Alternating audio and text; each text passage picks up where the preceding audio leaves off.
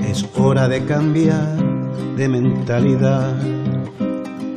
Las promesas de ayer, las mentiras de hoy, y quien venga mañana a gobernar, no importa su partido, color o religión, si no es una persona cabal, igual a de mentir y a de robar.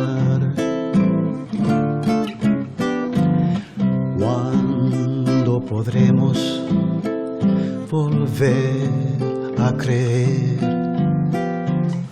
sino en alguien más, en uno mismo otra vez? Pero ni eso somos capaces de hacer, si hemos perdido la esperanza y la fe.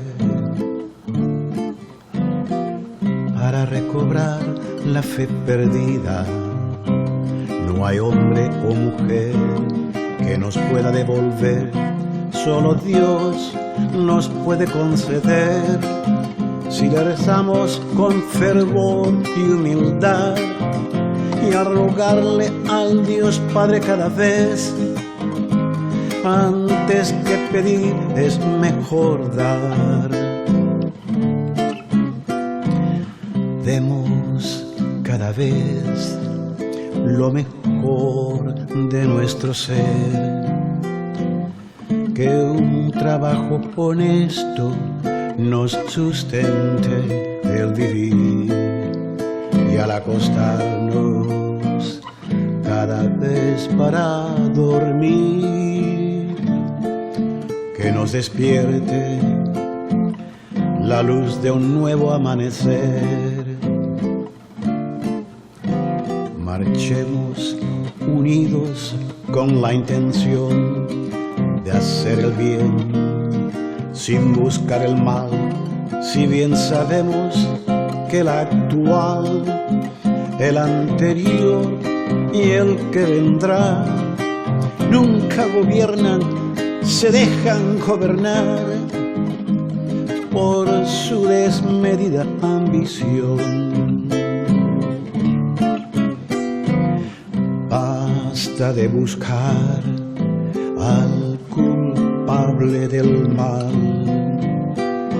miremos hacia el fondo de nuestro propio ser. Tal vez así podamos al fin ver que al no votar, lo que hicimos fue otorgar. Es hora de sentar un buen ejemplo. Tratemos de imitar a los héroes de ayer. Corrupto no es solo aquel que roba, es también el que incita a robar.